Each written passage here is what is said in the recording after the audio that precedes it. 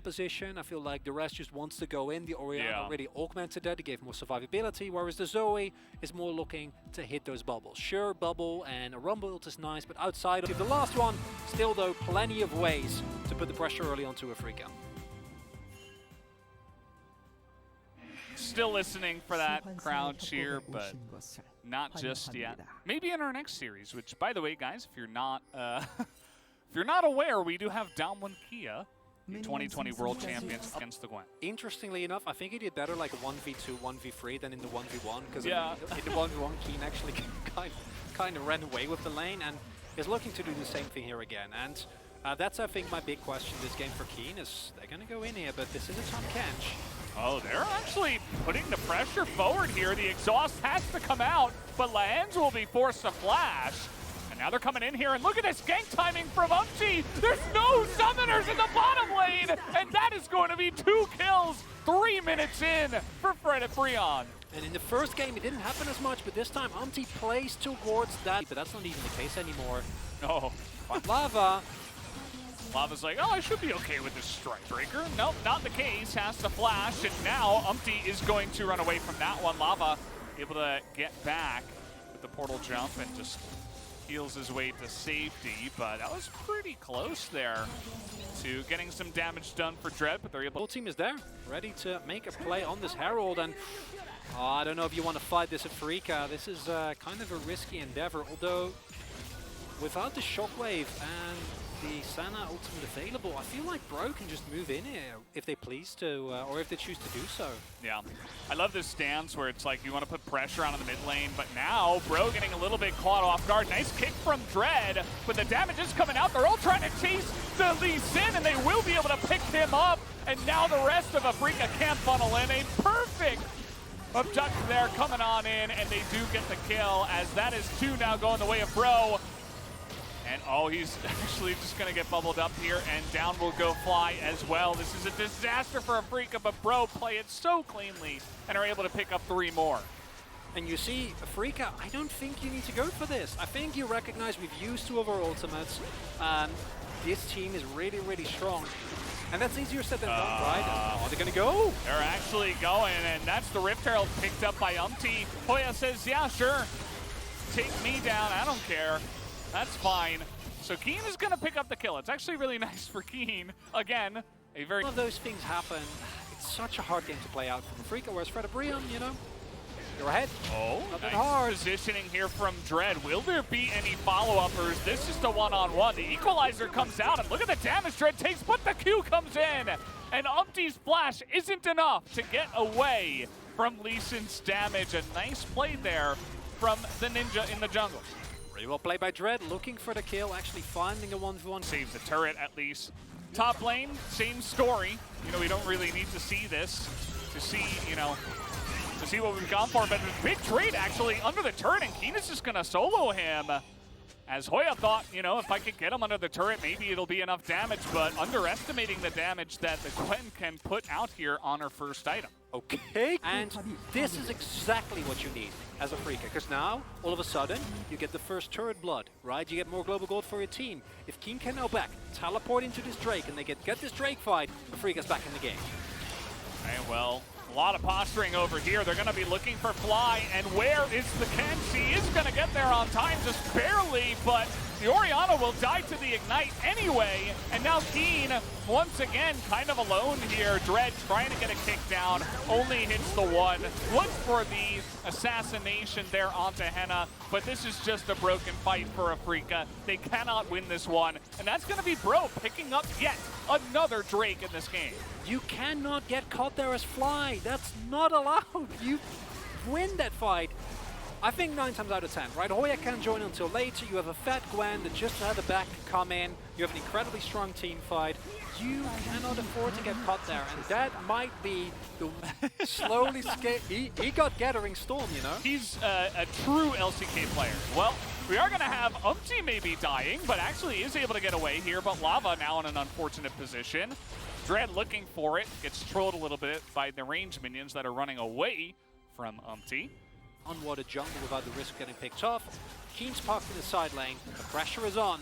Just take a good fight, Afrika. Well, we'll see, we'll see if they can do it. They've got a nice little surround with the Gwen on the opposite side, but the TP comes in, and a really nice pick comes out from Dread, able to get Lava into the mix, and a huge shockwave comes down from Fly, as Afrika are finally here to play halfway through game number 2, as the triple kill rather, for Fly will be coming in, and it should be yet another one as they're looking for Hoya, but actually kind of, okay. Stop the tape. That's the end of that one. I knew it was too good to be true, Val. It was looking a little bit too clean there. Pretend I didn't see that. Wait. No, no, no, no, no, no. Oh, they got TP coming in. No! Henna's looking to steal the Drake. This is the soul, and he gets it. The Infernal Soul comes in, and the curse of Afrika continues. Now, there are going to be 2 people on the side of Bro that do go down for this. Do they just run at the Baron? Honestly, you know, if you win this game for the Brion, that pop vote goes to Hannah, because that was the presence of mind to be like, I'm gonna go, right? I'm gonna sneak behind them in lines, I'm gonna make it work. Now they go for a Hail Mary Baron, but even if you do get this, you know, the trade Soul for Baron is never worth it. Okay, there is a lot of sieging coming out here. Keen is gonna throw out a bunch of needles, but can they steal it? No, the answer will be Delight goes over the wall. They do have the Fate's Call, so that will be the Baron going over to Afrika for nope.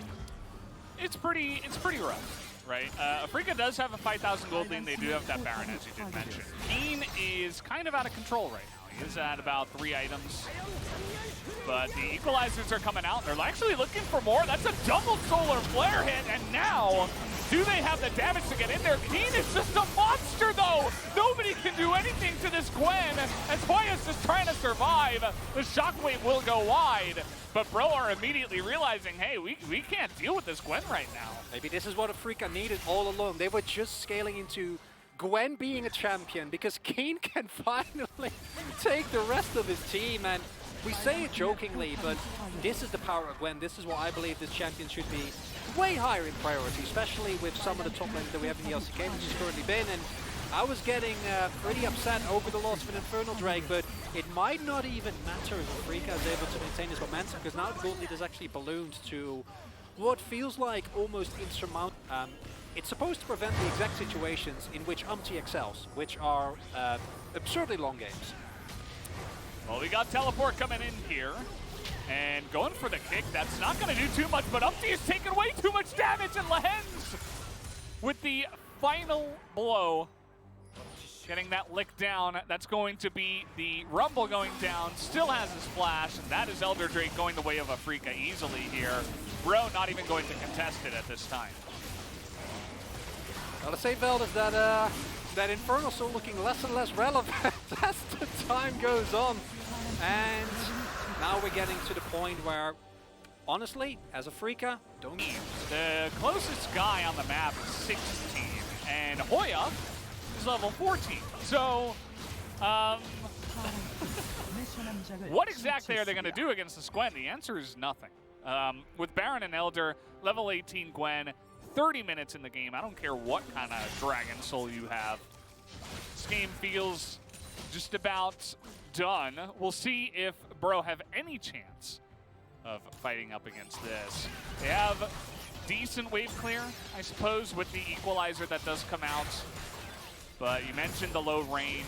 Zoe will struggle even to hop in because she has to be careful.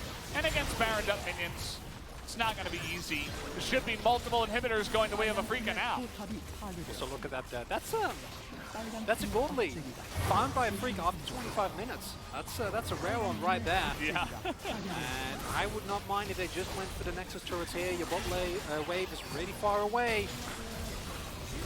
Yeah, okay, so the equalizer's going to come out. Pretty lackluster, just trying to clear the wave here, but it's a bit rough. Fly electing not to shockwave onto Henna there, who was standing on top of the ball. As we are going to have the play coming out here now. The shockwave is going to miss, blast away, but just look at Keen dragged into the pit, actually. Gets a double kill, and might be looking for more. He's got the Elder. Not going to get that final one, but it does not matter. We are going to be going to a game number 3 as on the backs of Keen and his Gwen, Afrika are able to take game number 2.